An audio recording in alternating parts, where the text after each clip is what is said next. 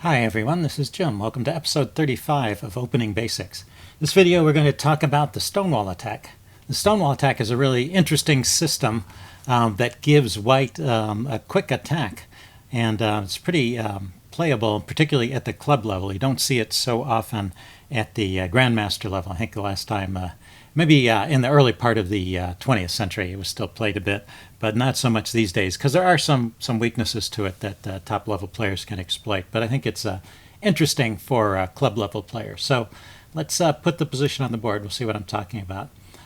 There's different ways to get to this setup, so I'm just going to play one set of moves here, d4, d5, but keep in mind there are other ways to get here.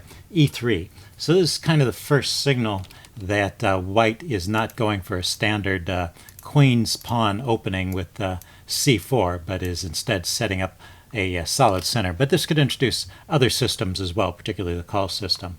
So after knight f6, bishop d3. This is the move that kind of gives away that white is planning to play the Stonewall attack. And the idea here is you're getting this bishop out before you develop the knight. So the knight is not coming to f3.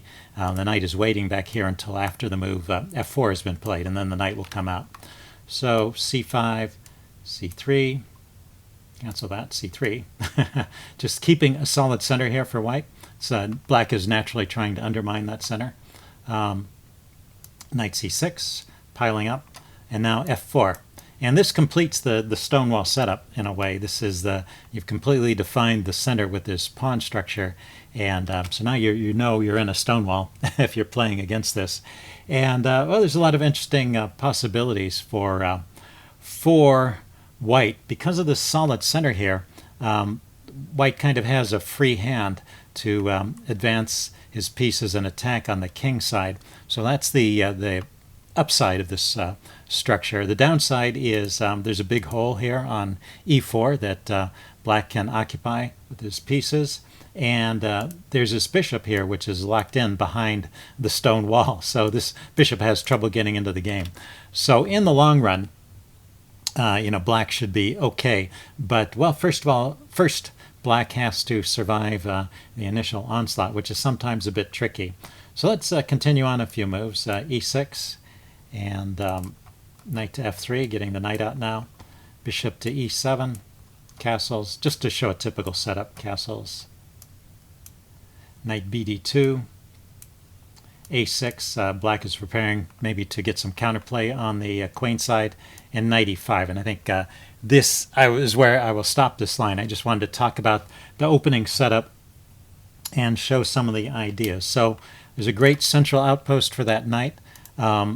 And if the knight gets traded off, it gets replaced by a pawn, and that also would open up the f-file, and this pawn on e5 would cramp black's position somewhat, chase away that knight.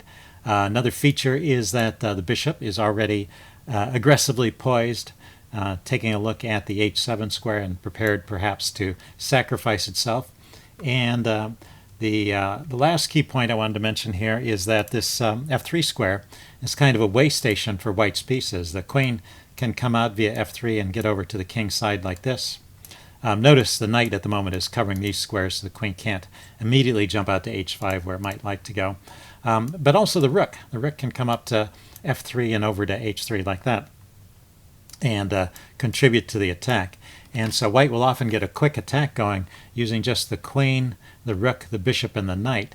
And you can see that black's pieces are more concentrated on the queen side than on the king side in this kind of typical setup here. And so if black is not careful, this can lead to big trouble, and I will show some examples.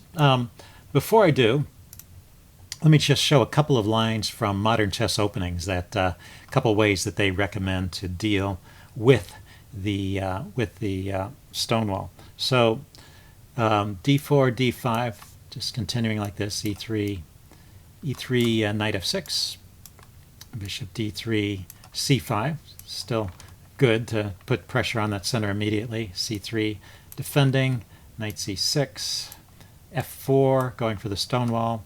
And then instead of playing e6 immediately, which blocks in this bishop and keeps it a prisoner over here on the queen side, you could try bishop to g4.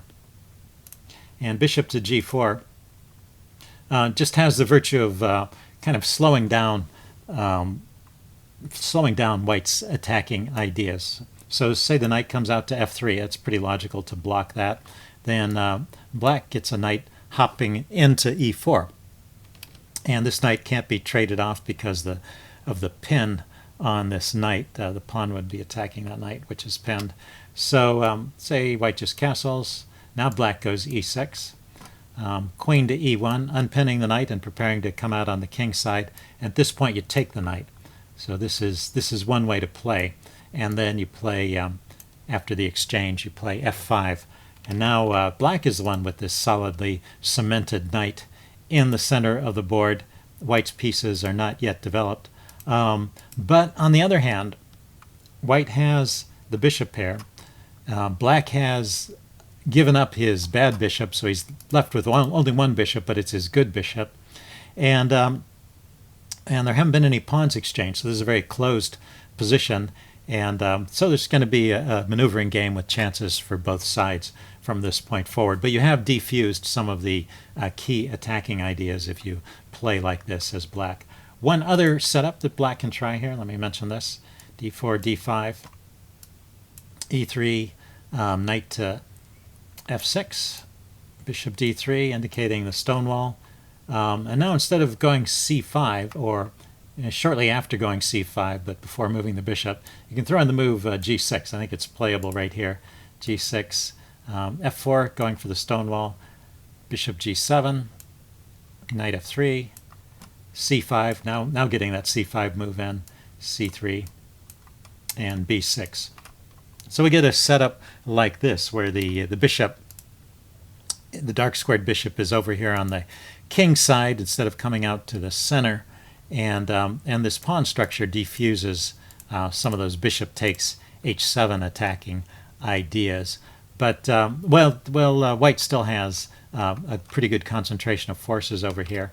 Let's see, knight bd2, castles. Queen to e2, queen slowly creeping over to the king side, bishop to b7. The bishop is lining up behind this pawn, and that will support a knight coming to e4 at some point. Erase that. Castles. Knight bd7. And now knight to e5.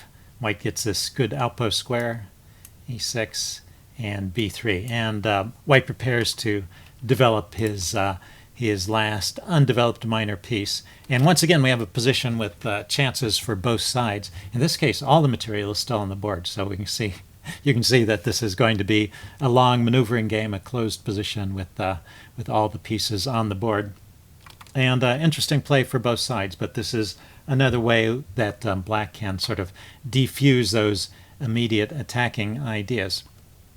Okay, so I wanted to illustrate some of those ideas with games, and rather than choosing games from master players, which there aren't any recent top-level games, at least with this setup, I thought I would show some games that were played at my own chess club. There's a player there that really prefers to play the Stonewall attack. It's one of his favorite systems, and so I thought we'd take a look at some of his games and show some of those ideas. Let's just go through the opening moves quickly here, since we've seen this kind of setup before. And notice that bishop d3 giving the clue that we got a Stonewall. Knight d2 played right here.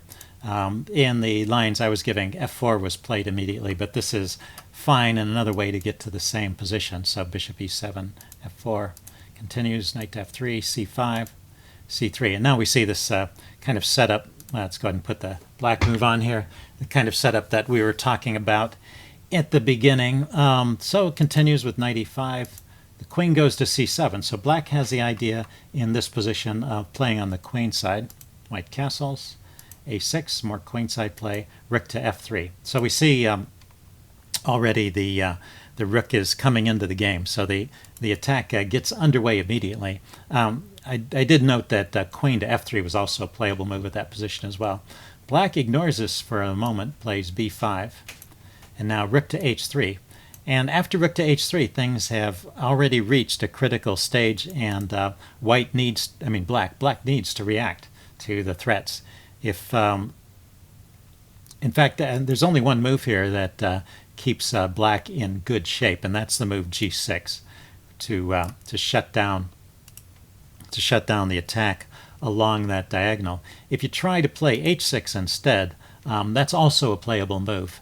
But after g4, white starts to get a pretty dangerous attack, and there's a typical idea to start throwing the kingside pawns forward, seemingly neglecting king safety. But remember, there's still the solid center, so it's not so easy for black to get at white's king, and whereas white is well poised to take advantage of the open lines here. So this is the start of a dangerous attack from white. So that's why g6 really needs to be played here.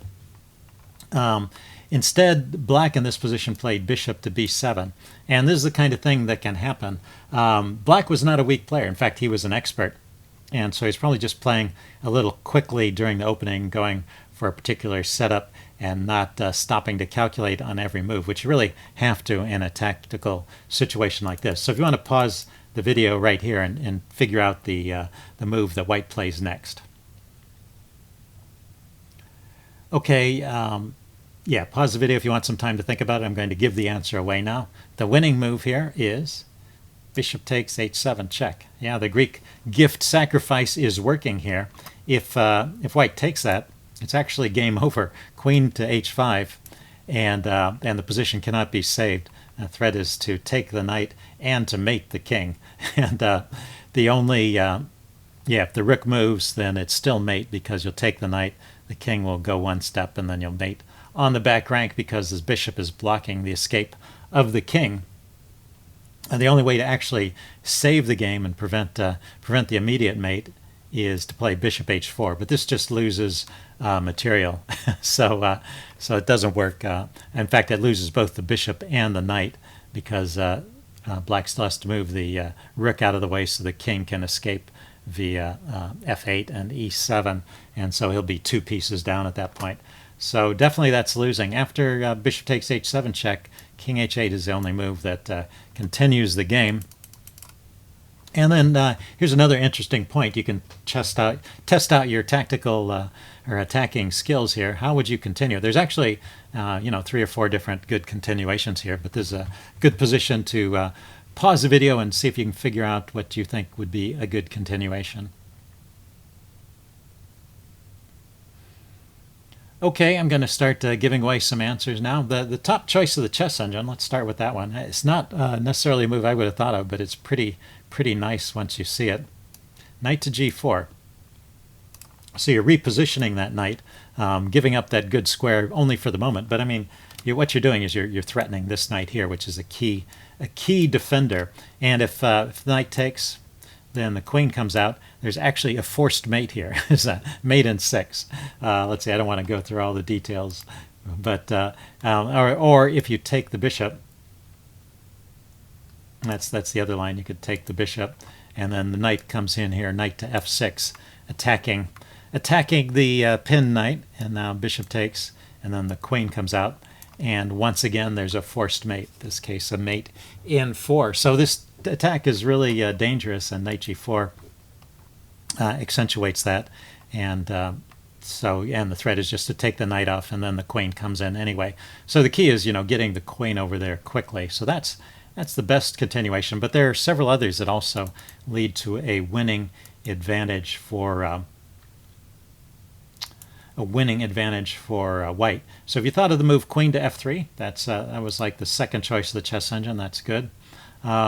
This is maybe a little bit longer. Let's see. Say black tries to open things up a little bit over here on the queen side and get some pieces and some activity going here. Bishop comes back with a discovered check on the king, so it's safe for the moment on that square. King to g8. Now the queen comes over to g3, leaving the bishop hanging, but well, there's this threat of the queen coming to the h-file, so something needs to be done about that.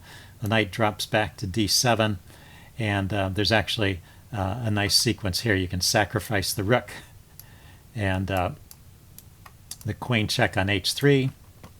All this being done with check. Cancel that. Well, if you you can block, I guess. There was one more move here. Bishop h4, check. Then the king goes here, and then mate. So there were some better defenses along there, but in any case, black has to give up some material to defend, and the attack continues. In the game, in this position, just bishop back to d3 was played immediately, which makes sense. Get the bishop out of trouble with tempo on the king. King goes to g8. Now the queen comes to f3. Also, typical attacking ideas. This rook clears the way for the king to try and walk away to the king's side. And now the winning idea in this position, if you want to pause the video and think about it before I give it away, you can do that. The best move here is rook to h4. So the rook comes forward with the idea of the queen sneaking in here behind the rook and delivering an attack along the back rank. Now the king can come forward, providing an access for these rooks on the back rank. But well, you can sacrifice the knight here on f7. Nice little sacrifice because it covers h8 momentarily. King takes, and then the other knight starts to come in. That's why I wanted to show this line. You have this knight sitting here on d2 the whole time, but it's ready to hop in pretty quickly and join in the attack. So after rook to g8, knight to g5, check. King goes to e8, and rook to h8, and white, or yeah, white has a winning attack here with threats on the g pawn. And also notice that, well, let's see, I can't say that. Actually, there is. I was going to say in many of these lines, there's no deficit in material. In this case, white sacrificed a piece to get this because of the knight on f7, but has a winning attack in this position. So that's it for this game. I wanted to take a look at another game here. Let's step through the opening here. We got e6, a bit of an unusual response to d4, but we'll see we can still get a Stonewall setup anyway after black continues. After seeing what white has done, black continues with d5 anyway, and we get the same kind of position here.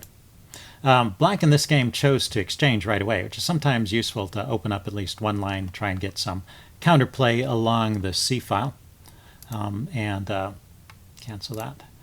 Let's see. Oh yeah, there is an idea right here in this position. It's black's turn to move, and black played bishop to d7 here, just continuing with development. But one move to consider here is maybe throw in knight b4. After knight b4, white wants to keep this bishop, so probably a drop back here, and then bishop to d7. It's just the idea, as I mentioned in some of those lines I discussed at the beginning. You want to try and gum up the works a little bit if you're black and you're defending against this this Stonewall setup. So any little thing you can do to throw some wrinkles into the game is probably interesting to look at. In this case, black just continued straightforwardly with bishop d7. So a3 was played. This keeps the knight from hopping into that square. Normally there's a pawn on c3 if there's no trade, so this bishop is not under threat from the knight. So that secures the position of the bishop now. But black keeps developing bishop d6. The knight hops into that key e5 square, both sides castle. And now knight to e7. The knight swings over to the king side to help defend. And this is a pretty logical play.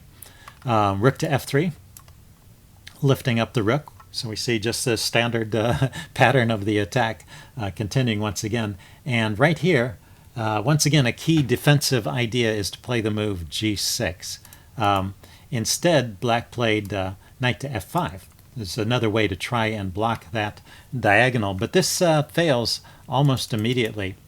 Well, there's still one more chance to play g6 because first white, before starting any big pawn side push, he positions the rook over here on h3, and then rook a to c8. This is really the losing move in this game.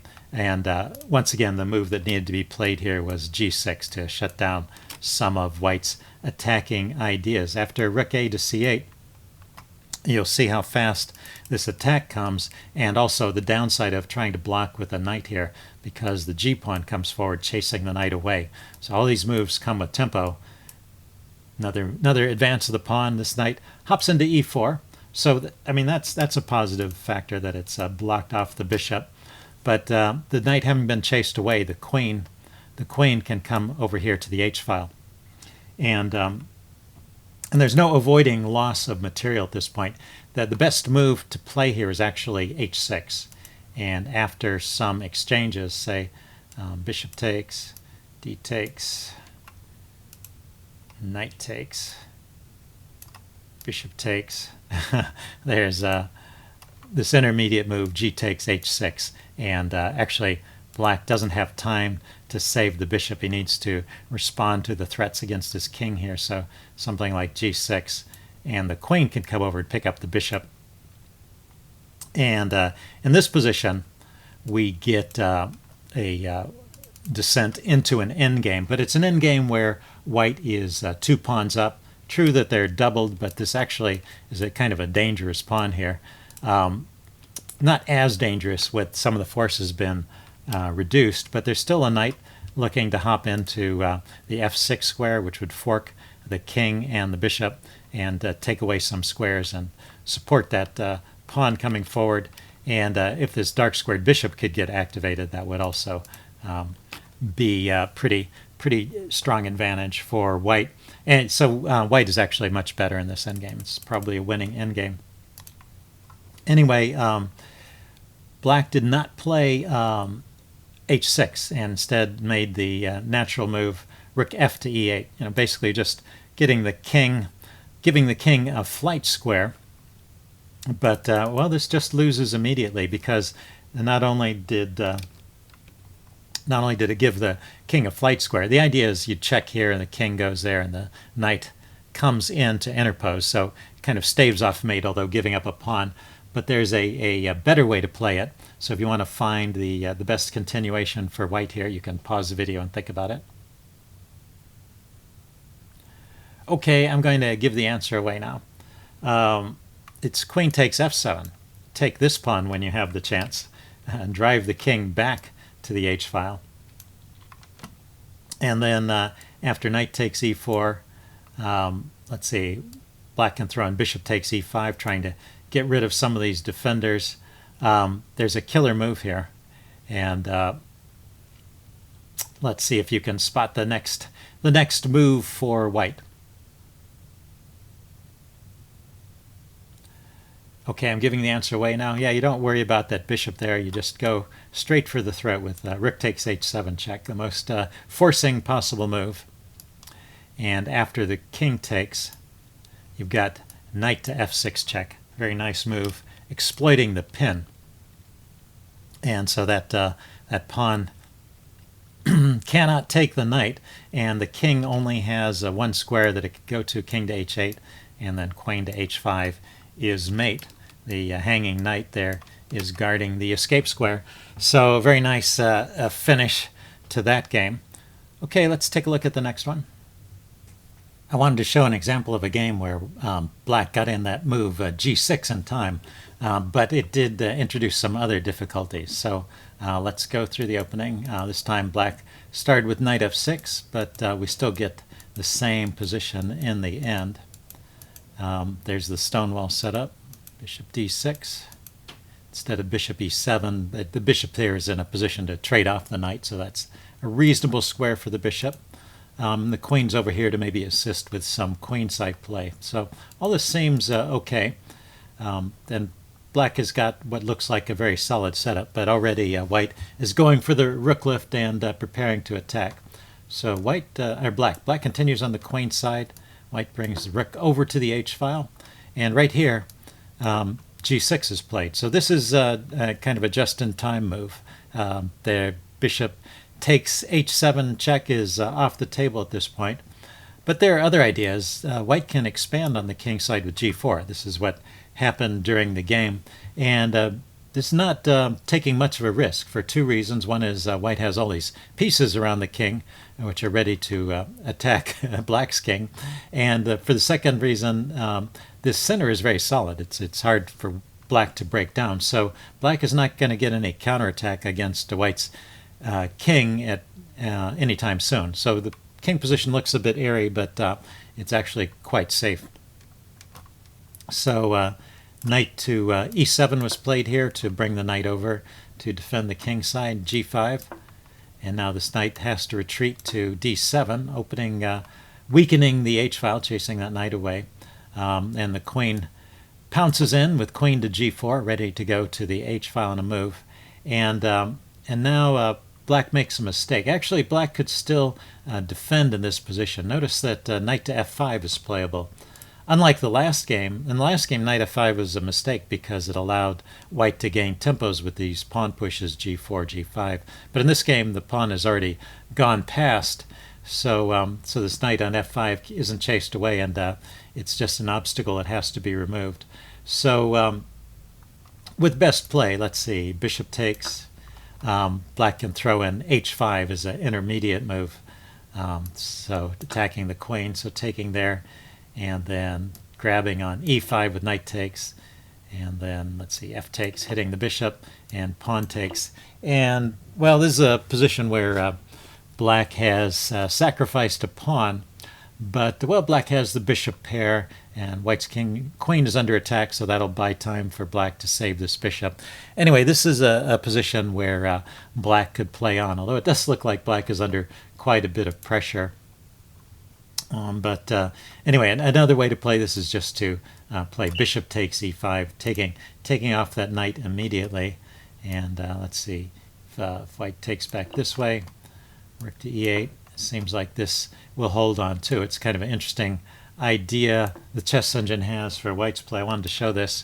It seems a bit atypical for this bishop to wander away to the queen side, but actually its idea is to kind of restrict black a little bit by pinning that knight, and then now this knight can hop into f5 without being chased or traded off, and white can continue with e4, d takes e4, knight takes e4. The idea is to activate that knight. Also, this bishop is finally starting to get a few squares to go to, but the key idea here is that white is developing this threat of knight to f6, trying to take advantage of the pin on that knight. So that's another way the game could have proceeded, but that's a game that's playable for both sides. In this case, black makes a mistake here playing rook e8, and now the queen comes to h4, setting up this typical attack along the h-file, and now knight to f8 was the idea. That was getting the rook out of the way so the knight could come over to defend h7. So a logical plan, but it's just not quite good enough in this position. And if you want to pause the video here and see if you can spot the continuation for white that takes advantage of the situation here. Okay, I'm going to give the answer away now. The best move for white here is knight to g4. Maybe not the first move you thought of because this knight is on such a good square already, but well, this is just winning. The knight is looking at these dark squared weaknesses that were created when black played that g6 move. So that g6 move is a double-sided move. It creates some holes, and really there's no defense. There's no way to stop the knight from coming into f6. This knight can't get to that square. Yeah, if it goes back this way to try and defend the square, then that opens up the attack on h7. So this knight is stuck here defending h7. Yeah, there's no good piece to prevent the knight from coming into f6. Anyway, black tried knight f5, counterattacking the queen, but knight f6 can be played anyway because it comes with check. And now notice some very nice tactics here. If the king goes to g7, then knight takes rook, check, picks up the rook and the queen. So king to g7 is out, leaving king to h8 as the only move. And here's a chance for you to discover the finishing blow. What's the best way for white to finish this game? Okay, the answer is queen takes h7 check. Yes, queen sacrifice is the quickest way to finish the game. The king has no moves, so the only legal reply is knight takes h7, and then rook takes h7 is checkmate. So another example of how dangerous this attack is. Okay, I had one more game that I wanted to show you. Let's take a look at that. In this game, Black employed a kind of anti-Stonewall strategy. He's someone who knows his opponent, knows he likes to play the Stonewall. And so, well, I'll show you the setup. d4, d5, e3, going for the Stonewall, and the immediate bishop to f5, not even waiting for a bishop to d3, but just preventing it, or well, it doesn't actually prevent it because bishop d3 is played anyway, but preparing an answer in advance for that bishop to d3 move. So you might think this would discourage the Stonewall player, but well, let's watch how the game goes. Bishop to d3 anyway. Takes, c6, just kind of setting up like a Slav defense. Knight to d2, still avoiding the delay of the kingside knight. Knight to f6. Pawn to f4, we see the typical Stonewall setup. e6, knight to f3, knight gf3, knight bd7, and knight to e5. So white, even without that bishop, so that's gotten rid of some of the attacking ideas, but white still has this strong outpost for the knight. And that's interesting development here. Let's see, bishop to e7, and castles. See if white can get anything. And now knight takes e5 and pawn takes e5. So black is determined to trade off all of white's trump cards in the Stonewall and hopefully leave him with a bad pawn structure. It's a very logical kind of plan. There's this bishop here, which is at the moment a prisoner behind the pawn chain. But we'll see another idea here coming up shortly. So let's see, this knight has to move, it's under attack, so the knight goes back to d7. And these exchanges did still leave white with an advanced pawn, so black is still a bit short on space. Let's see, white played king to h1 here, black castled, and white went e4. And so this is the idea that I mentioned, that this bishop, although it was momentarily behind that wall of pawns, is actually not behind a wall of pawns anymore. It just took that one pawn push here, which was set up by the queen and the knight being here. And also black didn't play c5, but just played c6, so there was no counter pressure against the d pawn. So it was pretty easy to get in this e4 move. So anyway, bishop to g5 was played, and then e takes d5, and bishop takes d2. So perhaps black was still thinking that maybe this is a bad bishop because the remaining pawns are going to be on dark squares. So after this trade, let's see, yeah, black took back, cancel, black took back with the e-pawn. We ended up in this position where black has a bishop versus a knight. The bishop is on the same color as the central pawns, but actually this bishop has quite a bit of scope. And so it's not really a bad bishop at all. It's actually a pretty good piece. And that was black's good bishop that was traded off. So this is a position where white has an edge, and white has the advantage, and white can play for a win here. So the game will continue. Of course, it's nothing decisive is happening here. It's just the game that will go on, but with a pretty hefty advantage to white. So if we back up here, instead of trading that bishop, say just taking back, c takes d5, maybe knight to f3, offering the trade of bishops, and this is about equal. You take the bishops off, and you have a position where it's a blocked center.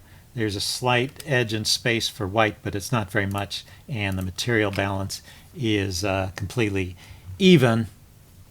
Well, there's a half-open file for white to play on, and there's a half-open file for black to play on, and so it's a balanced position. No big advantage to either side, and so that would be a success for black in terms of getting out of the opening and equalizing.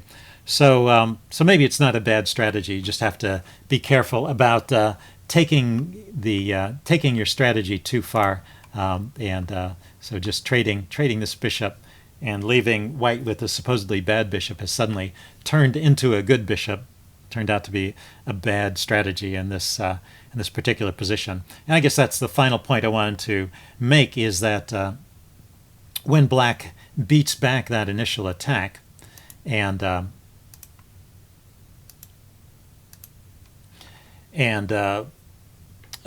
long game is in prospect, generally because of the closed nature of the position, white has time to either free this bishop or find some way to unwind it. So it's not like it's a permanent deficit. It's the bishop is locked away for a bit, but if it turns into a long game, then there's going to be time to free that bishop. So you can't guarantee that just by surviving the onslaught at the beginning that you'll end up in a good position. So anyway, if you go back and take a look at the couple of lines I mentioned from modern chess openings, I think those are a couple of ways you can try and gum up the works a little bit with black and get some play. So I hope you guys enjoyed this, and I think I will continue this in the opening basic series with openings that start with d4 and e3 rather than c5. So some of the lesser known queen's pawn openings. So see you then. Bye.